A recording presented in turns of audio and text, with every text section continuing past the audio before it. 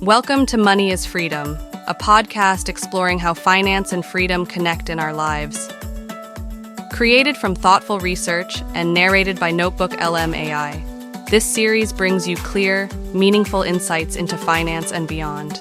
Welcome to episode 24. Today, we're stepping into the future and unpacking crypto's biggest predictions for 2025. Drawing insights from Bitwise, Coinbase, and VanEck, this episode brings you a comprehensive summary of the trends and forecasts shaping the next wave of the crypto revolution. Let's dive in. Okay, so are you ready to take a trip into the future of finance with me? Always up for a good adventure. I brought my scuba gear. Are you ready to dive in? Let's do it.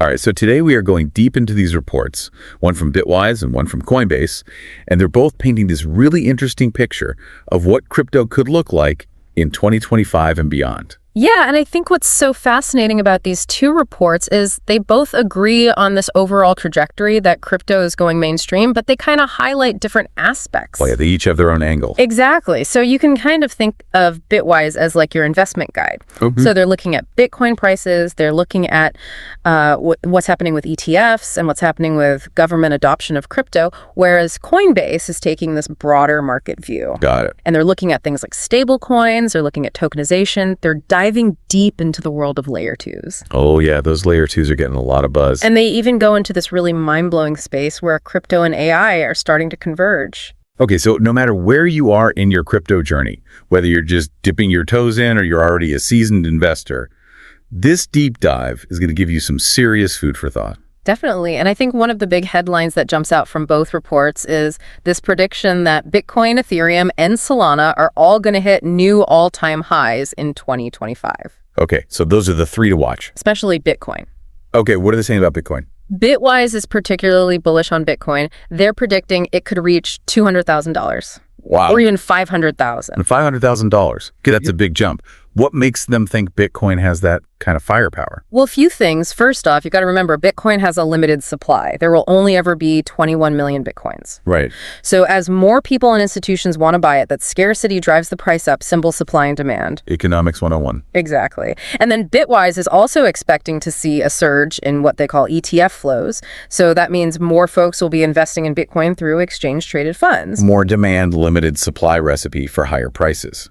And there's another factor that could really boost the price, the Bitcoin halving event, which is coming up soon. Okay, remind me about halving. What is that all about? So basically every 4 years or so, the rate at which new Bitcoins are created gets cut in half. Okay. So it's like slowing down the printing press. And this has historically led to some pretty significant price increases in the past. Interesting. So less Bitcoin coming into the market, even more scarcity. Exactly. And on top of all that, Bitwise also thinks that governments might start buying Bitcoin. Government's buying Bitcoin now. That's a new one. They even predict that the U.S. government could establish a strategic Bitcoin reserve. And we're talking 1 million Bitcoins. Whoa, hold on. The U.S. government buying Bitcoin, that's a massive move. What kind of impact would that have on the market? It would be huge. I mean, first off, the sheer size of that purchase would send shockwaves through the market, probably push the price way up, but it also sends a signal that Bitcoin is being taken seriously as a global asset, you know? Right. It's almost like a seal of approval.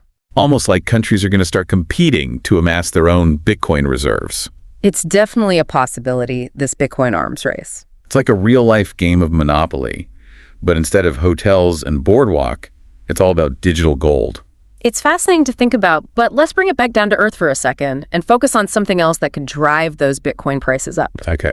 ETFs. ETFs. Remember those Bitcoin ETFs that launched in 2024? Yeah, the ones that set all those records. Exactly. Well, Bitwise is predicting even more money will flow into those ETFs in 2025. But didn't everybody who wanted in on that action already buy in? I mean, it was such a huge launch. Not even close. We haven't seen the big players enter the arena yet. Oh, you mean like the Wall Street giants? Exactly. The Morgan Stanleys, the Merrill Lynches of the world, they've been holding their wealth managers back so far. But Bitwise thinks that dam is about to break. Okay, so break it down for me. What does this ETF surge mean for the average investor? Why should I care? Well, ETFs make it so much easier for people to invest in Bitcoin without having to deal with all the technical complexities. Okay. You know, setting up a crypto wallet, worrying about security. Right. It's like buying a share of a company that holds Bitcoin instead. So it's like a more user-friendly on-ramp to Bitcoin. Exactly. And Coinbase even suggests that a feature called in-kind creation and redemption could make ETFs even more attractive. In-kind creation and redemption. Okay, you lost me there. What is that all about? So it sounds complicated, but it's actually pretty simple. Imagine instead of buying and selling Bitcoin for cash every time somebody buys or sells an ETF share. Right. They could use Bitcoin directly. So instead of exchanging your dollars for Bitcoin to buy into the ETF, you could simply exchange your Bitcoin for ETF shares and vice versa. So less friction, faster transactions, and potentially lower costs. Exactly. Okay, so Coinbase is making a big bet on ETFs, but they're also making some bold predictions about their own future, aren't they? Yeah, they actually think that Coinbase could surpass Charles Schwab to become the most valuable brokerage in the world. Wow, that's a pretty ambitious goal. Their stock could go above $700 per share. That's a serious jump. What makes them think they can pull that off? Well, remember how we talked about crypto going mainstream? Yeah.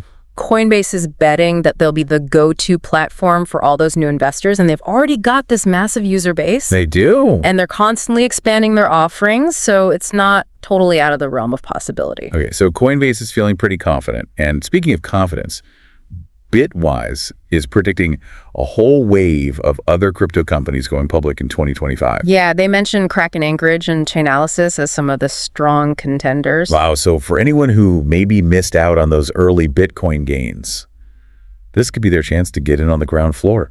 Potentially, but remember, IPOs are always risky. Right. Do your research understand the company and the market before investing? Okay, solid advice.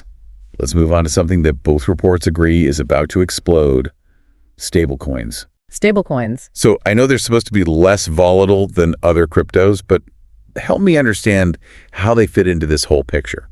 So stablecoins are designed to maintain a stable value. They're usually pegged to a fiat currency like the US dollar. Right. And this makes them ideal for everyday transactions, so they have the potential to really disrupt the whole world of payments. Speaking of everyday transactions, I was just reading that stablecoins have already settled trillions of dollars this year. Yeah. I mean, we're talking almost as much as Visa. It's incredible how quickly they've grown. Yeah, it's moving way faster than I realized. Definitely. And both reports agree that stablecoins are poised for even more massive growth in the coming years. But Coinbase goes a little bit deeper. They actually examine different types of stablecoins. Okay. And how they could potentially disrupt traditional payment systems. So break it down for me. What types of stablecoins are out there, and how could they change the way we pay for things? So the most common types are centralized stablecoins like Tether and Circle's USDC, which are basically backed by reserves of fiat currency held by a central entity. Okay. So they offer the advantage of being relatively stable and liquid, but they're also subject to the risks associated with, centralized control. Right, makes sense. So what are the alternatives if I don't want a centralized stablecoin? Well, there are also decentralized stablecoins like DAI, which are backed by a basket of cryptocurrencies held in a smart contract. Okay. These stablecoins are more resistant to censorship and manipulation, but they can be a little bit more volatile and complex to manage. Oh, so it's a trade-off. It is. And then Coinbase also thinks that eventually we might have a system with many smaller interoperable stablecoins. Okay. So think of it like different banks issuing their own digital dollars, but they're all seamlessly interchangeable. Interesting. So more like a network of stablecoins. Exactly. And this could create a more decentralized and resilient stablecoin ecosystem. Okay, so that's a pretty radical shift from how we think about money today. It is, and it just shows how much potential there is for stablecoins to change the game. Okay, speaking of changing the game, let's talk about tokenized real-world assets. Oh, yeah. This concept just blows my mind. Imagine owning a fraction of a building or a piece of art through a token on a blockchain. I mean, it's almost hard to wrap my head around it. It's definitely one of the most exciting areas in crypto right now, and both reports predict huge growth in this sector. But Coinbase actually takes it a step further, and they show us what's already happening. Right, they mentioned tokenized U.S. treasuries. Exactly. They're already being traded. Wow. And big players like BlackRock are getting involved. They are. This is not just some futuristic idea. It's happening right now. Okay, so help me understand the hype. What's so exciting about this whole tokenized asset thing? Imagine a world where you can buy and sell fractions of real estate, fine art, private company stock with the same ease as trading stocks today. Okay, yeah, I see the appeal. That's the promise of tokenization. Right. It can make investing in these alternative assets more accessible, more liquid, and more efficient. So it's a win for investors, but what about the companies or individuals who are actually issuing these tokens? What's in it for them? Well, tokenization can help them raise capital more easily and tap into a wider pool of investors. Right. It can also streamline the management and transfer of these assets, less paperwork, lower administrative costs. So it's a win-win. Potentially, but there are definitely challenges that need to be addressed, particularly when it comes to regulation. Right. How do you ensure compliance with securities laws? How do you protect investors in this new digital world? That makes sense. Coinbase also points out the importance of security and, the need for really robust infrastructure to support all of this. Okay, those are some big hurdles to clear, but it seems like the potential benefits of tokenization are so massive that people are willing to put in the work. Absolutely. I think it could fundamentally change the way we think about ownership and investment. Okay, before we move on, let's address the elephant in the room regulation. Everybody's talking about it. Both reports acknowledge the uncertainty. But I'm curious to hear Coinbase's take on this specific developments that are happening around the world.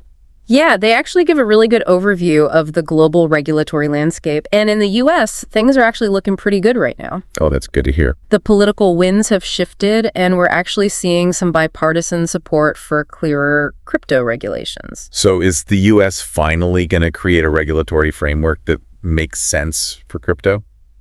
It seems like we're headed in the right direction. Okay. The House of Representatives recently passed this bill called the Financial Innovation and Technology for the 21st Century Act. I think I saw something about that. FIT21. FIT21. And this aims to provide a clearer definition of what constitutes a digital commodity. Okay. And it outlines which agency, either the CFTC or the SEC, has jurisdiction over different types of crypto assets. So more clarity, less regulatory uncertainty. That's got to be good for the industry, right? Exactly. And Coinbase believes this shift could have a really big positive impact on crypto performance in 2025. Okay. A more favorable regulatory environment is going to attract even more investment. Right. Makes sense. So things are looking up in the U.S., but what about the rest of the world? Is there like a global consensus on how to regulate crypto?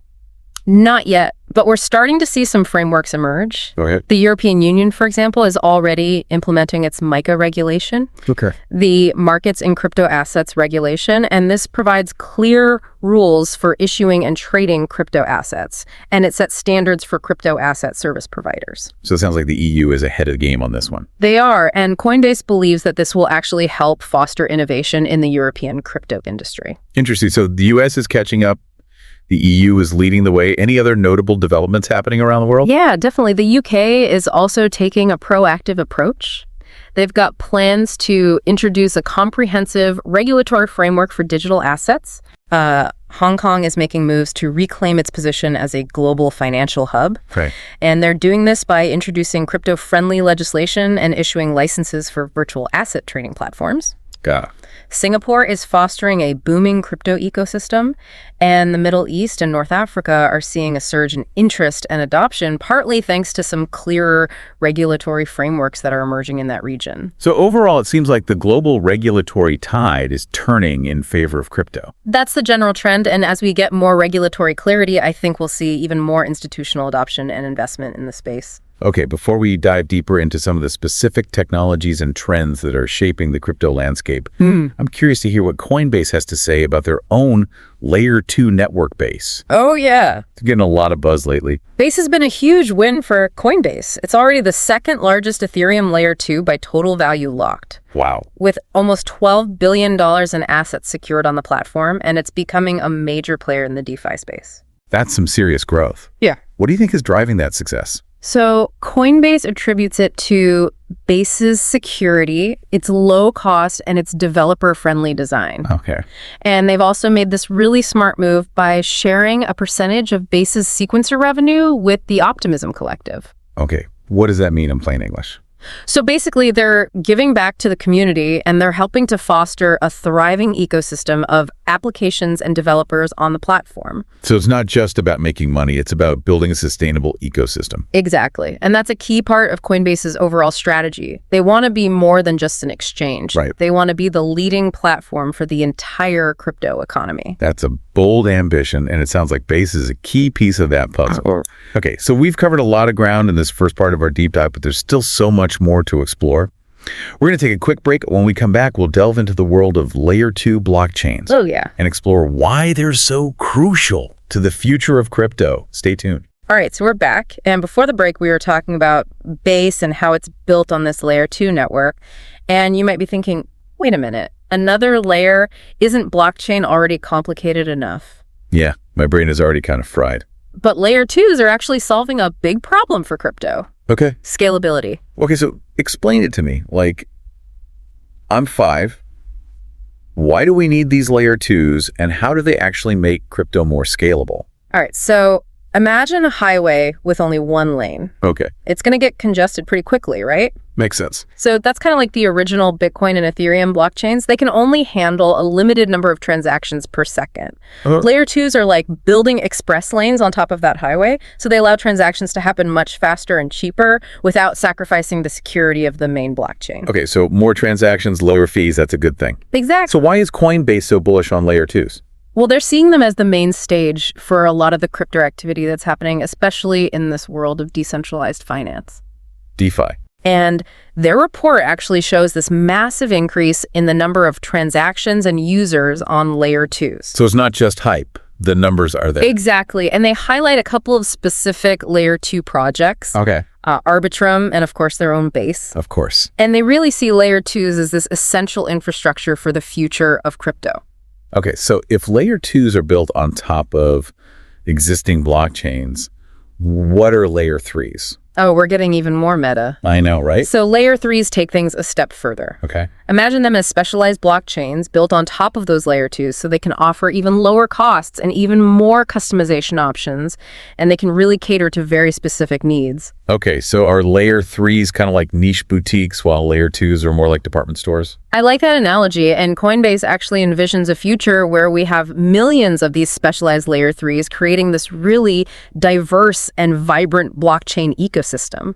Okay, it's mind-boggling to think how much innovation is happening in this space. Absolutely, and all this innovation leads us to one really mind-blowing concept that Coinbase highlights, and that's the convergence of crypto and AI. Okay, now this is where I need you to hold my hand. Crypto and AI, how do those two seemingly unrelated worlds collide? Yeah, so we're talking about the bleeding edge here. Okay. Imagine AI agents, so think sophisticated bots, Go. using crypto wallets to do things like make purchases, online access data, even pay for computing power. So basically AI is using crypto as its currency. You got it. And this could create entirely new economic systems where AI becomes a major economic force. So my AI assistant could be out there using crypto to manage my finances and negotiate deals for me. It's a paradigm shift. That's both amazing and a little terrifying. It is, and Coinbase Ventures is actually actively investing in this convergence. Okay. They see crypto's key features, its efficiency, its borderless nature, its programmability as the perfect fuel to power this next generation of AI applications. So we're talking about AI interacting with the internet using crypto as its currency. Exactly. It's like a glimpse into this future where these two seemingly disparate technologies, crypto and AI, are deeply intertwined. Okay, this is all incredibly fascinating. But let's bring things back down to earth for a bit and talk about Bitcoin. I mean, both reports agree that it's been the star of the show in 2024. Yeah, for sure. What is Coinbase saying about Bitcoin's performance and where it's headed? So they're saying that in this current crypto market cycle, we've seen a shift towards higher quality digital assets, with Bitcoin leading the pack. Why do you think that is? I mean, is it all about Bitcoin being seen as this safe haven asset? I think that definitely plays a role, with all the economic uncertainty in the world. People are looking for assets that they believe will hold their value.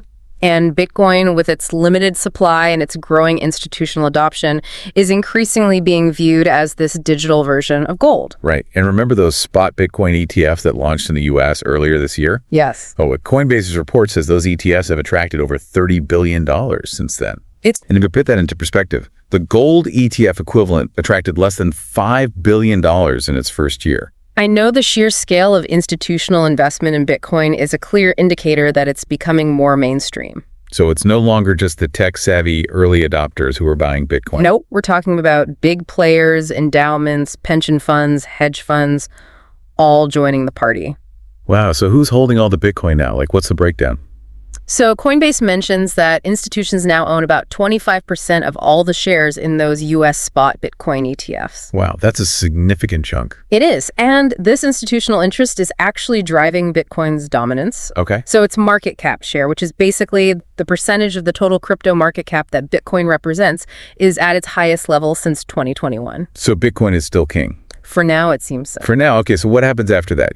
Do these institutions start looking at other crypto assets? I mean, it's definitely a possibility. As the market matures, we could see some of that capital flowing into other riskier assets. Interesting. So it sounds like it's still early days for institutional involvement in the broader crypto market. Yeah, so... But let's stick with Bitcoin for a second. Oh. I'm curious to know how all this institutional money is actually impacting how Bitcoin is traded. So Coinbase breaks down the average daily trading volumes by product type, so spot perpetual futures and term futures. Okay. And what's fascinating is that futures trading still makes up the lion's share of Bitcoin trading activity, over 75%. And this suggests that a lot of the action is driven by speculation and short-term trading strategies. So Bitcoin is still a volatile asset which attracts traders looking to make a quick profit from those price swings. Exactly. But with the launch of Bitcoin ETF options in November, Right. spot volumes are starting to pick up, and this could indicate a shift towards some longer-term investment strategies. Okay, so what does all this mean for the average investor who's just starting to explore Bitcoin? Well, for one, it means that Bitcoin is becoming increasingly accessible and liquid. There are more ways to invest in it than ever before, and the infrastructure is constantly improving. But remember, Bitcoin is still a volatile asset. Right. So do your research and understand the risks involved. Solid advice, never invest more than you can afford to lose. Exactly. But beyond just buying and holding Bitcoin, it's interesting to look at what's happening in the broader Bitcoin ecosystem. Okay. Coinbase's report highlights some pretty fascinating developments, like the emergence of new infrastructure being built on top of the Bitcoin blockchain. So what kind of infrastructure are we talking about here? I thought Bitcoin was pretty limited in terms of functionality compared to something like Ethereum. You're right. Historically, Bitcoin has mainly served as the store of value, but that's changing. Oh, well, We're actually seeing the rise of layer 2 networks, bridges, virtual machines, wallets, even staking protocols, all being built on top of the Bitcoin blockchain. hold on. Bitcoin is getting its own layer 2s. I thought those were primarily an Ethereum thing. They were, but now Bitcoin is catching up. And this is made possible by something called the BitVM, or Bitcoin Virtual Machine, which basically unlocks more complex smart contract functionality on Bitcoin. Okay, Elon I5. For me, what does this mean in plain English? Like, what can you actually do with these new functionalities? So we're already seeing some pretty cool applications emerge, like non-custodial vaults that allow for reversible and recurring transactions. So imagine being able to schedule Bitcoin transfers like you schedule bill payments. So Bitcoin is becoming more than just a digital piggy bank. Exactly. And it's all thanks to these layer 2 solutions that are expanding its capabilities. Wow. So what's driving this sudden explosion of innovation in the Bitcoin ecosystem? Well, the upcoming halving event is definitely a factor as the block rewards for Bitcoin miners decrease. They're looking for new ways to generate revenue and keep the network running. So like an evolutionary pressure, adapt or die. In a way, yes, but it's also about realizing Bitcoin's full potential. Interesting. So Coinbase is highlighting how Bitcoin is becoming more than just a store of value. But they also mentioned some challenges with Bitcoin layer 2s, right? Right. So the Bitcoin community is much more decentralized than the Ethereum community. Okay. So coordinating and implementing large-scale changes to the Bitcoin network can be a lot more challenging. And since there's no central authority calling the shots, there's a risk of fragmentation and competing solutions. Exactly. It's a classic trade-off between decentralization and efficiency. Okay, so tell me more about these Bitcoin layer 2s. Coinbase mentions a few leading contenders in their report. Are there any that stand out to you? Well, there's a lot of experimentation happening right now. Some networks like Stacks and Rootstock have been around for a while, and they have their own ecosystems. Others like BitLayer and Core are newer, and they're approaching things a little bit differently. So it's a pretty diverse landscape with different design philosophies and different functionalities. It sounds like the Bitcoin layer 2 landscape is still very much in its early stages, and it's anyone's guess which solutions will ultimately prevail. Absolutely. It's a dynamic and competitive space with lots of innovation happening. But despite the challenges, Coinbase believes that the development of this new infrastructure will be a defining trend for Bitcoin in 2025. Okay, so before we jump into this fascinating world of Solana, which Coinbase devotes a whole section to. I'd love to take a detour and talk about stablecoins in more detail. Sounds good. I mean, they're a crucial part of the crypto ecosystem, and their growth in 2024 has been nothing short of remarkable. Yeah, for sure. Coinbase's report mentions that the stablecoin market has settled nearly $27 trillion in transactions this year. Wow. That's almost 3 times the volume from last year. It's incredible. What's driving this explosive growth? So a few things. We're seeing increasing demand for digital dollars, and the use cases for stablecoins are expanding rapidly. Okay. They're being used for everything from remittances and cross-border payments to trading and lending in DeFi protocols. Yeah, it's interesting to see how stablecoins are kind of blurring the lines between the traditional financial system and the crypto world. And Coinbase even mentions that established players like Visa are exploring ways to integrate stablecoins into their operations. Yeah, they're not just dismissing stablecoins as this passing fad. They recognize the potential for disruption. It sounds like we're witnessing the early stages of a major shift in how money moves around the world. It's definitely a trend to watch. Okay, so while the stablecoin market is growing rapidly, it's also becoming increasingly concentrated. Right. Coinbase's report highlights that 2 issuers, Circle and Tether, currently control about 90% of the total stablecoin market cap. Wow. So it's a duopoly. Does Coinbase see this trend continuing? I mean, they're not so sure they actually envision a future where we have many smaller, interoperable stablecoins. Right. Similar to how we view dollars held at different banks as interchangeable today. So a more diverse and decentralized stablecoin ecosystem. Absolutely, and that could foster greater competition and innovation, ultimately benefiting both consumers and businesses. That's a pretty hopeful vision for the future of stablecoins. But there's another trend in the stablecoin market that Coinbase highlights, and that's the search for synthetic yield. Right.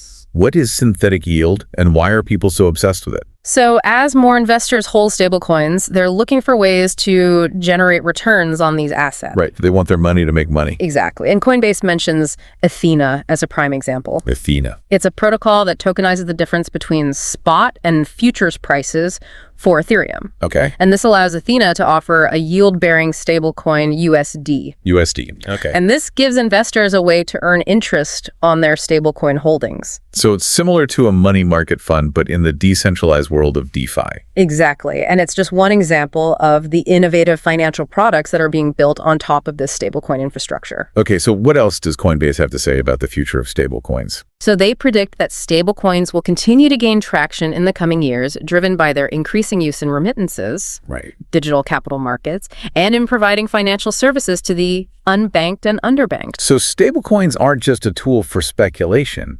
They actually have the potential to make a real impact on people's lives. Absolutely. And as the technology improves and regulations become clearer, we can expect stablecoins to play an even more prominent role in the future of finance. Okay, before we wrap up this part of our deep dive, let's shift our attention to something that has the potential to really revolutionize the way we think about ownership and investment tokenization. Yeah, it's a big one. Coinbase's report says that the market for tokenized real-world assets has grown over 60% in 2024. Wow. And they predict it could reach a staggering $30 trillion in the next 5 years. That's huge. Those are some massive numbers. So clearly, tokenization is catching the attention of some major players. But what exactly are tokenized real-world assets? Yeah. I think we break this down for our listeners who might not be familiar with the concept. Sure. So imagine you own a piece of real estate, a valuable piece of art, or shares in a private company. Okay. Tokenization allows you to represent these assets as digital tokens on a blockchain. Okay. These tokens can then be easily traded and transferred, making it much simpler to buy, sell, and manage these assets. So instead of dealing with all the traditional paperwork and intermediaries, you can trade these assets digitally, just like cryptocurrencies. Exactly. It streamlines the entire process, making it faster, cheaper, and more transparent. Okay, so Coinbase gives some real-world examples of tokenization already happening, right? Yes, they discuss this growing market for tokenized U.S. treasuries, which allows investors to buy and sell fractions of these government bonds on a blockchain. Okay. They also highlight how companies like BlackRock and Franklin Templeton, major players in traditional finance, are embracing tokenization to improve efficiency and reduce costs in their operations. So this isn't just a theoretical concept. It's already being implemented by some of the biggest names in finance. Exactly. And Coinbase believes that tokenized real-world assets will be a defining feature of the next crypto market cycle. But they also mention some challenges, right? Of course, tokenization is still in its early stages, and there are hurdles to overcome. Okay. Coinbase highlights three main challenges for institutional adoption. Okay. Technological risk, custodial and infrastructure build-out risks, and then the need to comply with regulations like KYC and AML. Those are all valid concerns. Can you elaborate on what those challenges actually entail? Sure. So when it comes to technological risk, it's all about ensuring the security and reliability of the platforms and protocols that are used for tokenization. Right. We need really robust systems that can handle the complexity of managing and transferring these tokenized assets. So it's about building trust and confidence in the technology. Exactly. And then there's the issue of custody. Who holds these tokenized assets and how are they secured? And this is where the need for secure and reliable custodial solutions comes in. We need institutions that can provide the same level of security and trust that we expect from traditional custodians. So we need like a bridge between the traditional world of finance and this new world of tokenized assets. Precisely. And then finally, there's the regulatory challenge. Mm-hmm. How do we ensure that tokenized assets comply with existing regulations that are designed to prevent money laundering and other financial crimes? Yeah, it sounds like regulators are going to have their hands full trying to keep up with this rapidly evolving space. Yeah. But Coinbase remains optimistic about the future of tokenization, right? They do. They point out that there's a lot of progress being made on the technological front, Okay. with more secure and sophisticated protocols being developed. And there's also this growing awareness among regulators of the need to create a clear and supportive regulatory framework for tokenized assets. It sounds like tokenization is a space that's ripe for innovation and disruption. It's definitely something we'll be keeping a close eye on.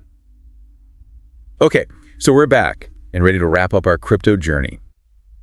We were talking about tokenization before the break, but now let's zoom in on one blockchain in particular that Coinbase highlights, Solana. Solana has definitely been making waves. It's become this go-to platform for developers and users who are looking for high-speed, low-cost transactions. Yeah, I've been hearing a lot of buzz about it. Yeah, it's attracting a ton of attention, especially from retail investors who are drawn to its performance and its user-friendliness. Okay, so what makes Solana so special? Well, one thing is that its transaction fees are way lower than Ethereum's. Oh yeah, those gas fees on Ethereum can be a real killer. Exactly. And this cost advantage has been attracting a lot of applications that require high performance, like decentralized exchanges and all those blockchain games that everyone's talking about. Right, so it's all about speed and affordability. And Solana also has this really unique framework of what they call localized fee markets. Okay, localized fee markets.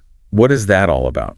So instead of having one fee market for the whole network, Right. Solana allows different applications or smart contracts to set their own transaction fees. Okay, so it's like a more dynamic system. Exactly. And it means that fees can be tailored to the specific demands of each application, so it prevents congestion and it ensures smoother operation. So more efficient, less traffic jams. Exactly. It's a clever way to optimize the network. But Coinbase also points out that a lot of Solana's recent growth has been driven by meme coin trading. Is that sustainable in the long run, or is it just a temporary hype cycle? That's a good question. I mean, meme coins can be super volatile and speculative. So while they've generated a lot of buzz and activity on Solana, it's unclear whether this will translate into long-term sustainable growth. Coinbase's report actually reveals some pretty eye-opening numbers about Solana's meme coin frenzy. They say that in November, over 85% of all decentralized exchange volume on Solana was from meme coins. Wow. That's a massive jump from just 40% at the beginning of the year. Yeah, that just shows you how quickly trends can shift in the crypto world. Yeah, it does. So what happens to Solana if the meme coin bubble bursts? Is it game over? Not necessarily. Solana has a lot more to offer than just meme coins. They have a growing ecosystem of applications and developers who are working on a wide range of projects, Okay. from decentralized finance to NFTs. And Coinbase points out that Solana's straightforward focus on just increasing transaction speed at the base layer is a key advantage. They're not relying on layer 2 solutions like Ethereum. So speed and efficiency are baked into Solana's DNA. Exactly, but they also highlight some challenges that Solana needs to overcome if it wants to achieve mainstream adoption. Okay, like what? Well, one concern is the lack of client diversity. This refers to the different software programs that connect to and interact with the Solana network. Okay. Right now, there's a high level of reliance on a single client, Okay. and this could pose a risk to the network's resilience. So if that one client were to fail, it could disrupt the whole network. That's the concern, and another challenge is Solana's relatively high inflation rate. Inflation, isn't that a problem for traditional currencies too? How does inflation work with cryptocurrencies? So it's a bit different with cryptocurrencies. Inflation typically refers to the rate at which new tokens are being created and added to the circulating supply. And Solana's annual inflation rate is currently around 5.2%, which is significantly higher than Bitcoin's back 8% or Ethereum's 0.4%. So does that mean that the value of existing Solana tokens could be diluted over time? It's a possibility, but Solana's inflation rate is designed to decrease over time and eventually reach a stable rate of 1.5%. So the inflationary pressure should gradually ease, but it's definitely something that investors need to be aware of. Okay, so Solana has a lot going for it. Speed, low costs, a vibrant ecosystem, but also faces some challenges. What's Coinbase's overall assessment of its prospects? So they acknowledge Solana's impressive growth, but they caution that its long-term success will depend on its ability to address these challenges and transition from this meme coin-driven market to a more diverse and sustainable ecosystem. So it's a bit of a wait-and-see approach. Yeah, I mean, it's still a relatively young platform, so it'll be interesting to see how it evolves in the coming years. Okay, let's shift our focus back to the broader crypto landscape. I mean, regulation is on everyone's mind, and Coinbase provides a really comprehensive overview of where things stand globally. What are the key takeaways? Well, it's a complex landscape, but one thing is clear: the global regulatory tide is turning in favor of crypto. We're seeing a shift from this wait-and-see approach to a more proactive and supportive stance from regulators around the world. That's good news for the industry. Yeah, it sounds like the Wild West days of crypto are coming to an end. Yeah, me. And this increased regulatory clarity is paving the way for greater institutional adoption and investment. Coinbase highlights some interesting regional developments, like the passage of the FIT21 bill in the U.S. It seems like the U.S. is finally starting to catch up to other regions in terms of creating a clear regulatory framework for crypto. Yeah, the FIT21 is a major step forward. It provides some much-needed clarity on key issues like the classification of digital assets and the division of regulatory authority between the CFTC and the SEC. And Coinbase believes that this will create a more favorable environment for crypto businesses and investors in the U.S. What about other parts of the world? Any notable highlights? So the EU is leading the charge with MiCA, their comprehensive crypto regulation that's being implemented across all member states. Right. MiCA sets standards for everything from issuing and trading crypto assets to the operation of crypto service providers. It's a really comprehensive framework that aims to foster innovation while also protecting investors. The EU is often ahead of the curve when it comes to regulation. Yeah. It's interesting to see them taking such a proactive stance on crypto. Absolutely. And they're not alone. The UK is also developing its own comprehensive regulatory framework, while Hong Kong is positioning itself as a global crypto hub. It sounds like we're seeing a global race to create the most attractive regulatory environment for crypto businesses and investors. It's an exciting time, and as these regulatory frameworks mature, we can expect to see a surge in institutional adoption and mainstream acceptance of crypto. Okay, before we wrap up our deep dive, let's zoom in on Coinbase itself. Their report concludes with an update on their offerings and their vision for the future. What are they up to? So Coinbase is making some significant investments in its institutional business, recognizing the growing importance of this segment. So they've launched a bunch of new products and services tailored to institutional needs, like Coinbase Prime, their prime brokerage platform, and Coinbase International Exchange, which offers a range of futures and spot trading options to clients outside the U.S. So they're going all in on institutional adoption. Absolutely. And they're also focusing on making crypto more accessible and user-friendly. Remember those smart wallets we talked about earlier? Yeah. Coinbase sees them as a key enabler of mainstream adoption, offering a much smoother and more intuitive experience for managing your crypto assets. So it sounds like Coinbase is really trying to position itself as the bridge between the traditional financial world and this new world of crypto. Exactly. They want to be the one-stop shop for everything crypto, from trading and custody to education and innovation. And they're not just building for today, they're also looking ahead to the future. Their report is full of references to the convergence of crypto and AI. It's clearly a major focus for them. Yeah, they see it as the next frontier. They believe that crypto will be the underlying infrastructure that powers the AI-driven economy of the future. Okay, I got to ask, what does Coinbase see as their role in this future, where crypto and AI are all intertwined? They're positioning themselves as the platform that will connect these two worlds. They want to provide the tools and the infrastructure that enable developers to build this next generation of AI-powered applications on top of crypto networks. That's a bold vision. It is, and while the future is always uncertain, Coinbase seems determined to be at the forefront of this technological revolution. Well, this has been an incredible deep dive into the future of crypto. We've covered so much ground, from market trends and regulatory developments to cutting-edge technologies like Layer 2s and tokenization. Both Bitwise and Coinbase paint a very optimistic picture of mainstream adoption, institutional investment, and the transformative power of crypto. It's clear that the crypto landscape is evolving at an incredible pace, and while there will undoubtedly be challenges and uncertainties along the way, the opportunities are immense. What's the one key takeaway you want our listeners to remember from this deep dive? Crypto is here to stay. It's reshaping the financial system, the internet, and the way we think about value and ownership. So whether you're a seasoned investor or just starting to explore this world, it's essential to stay informed, stay curious, and be a part of this exciting journey.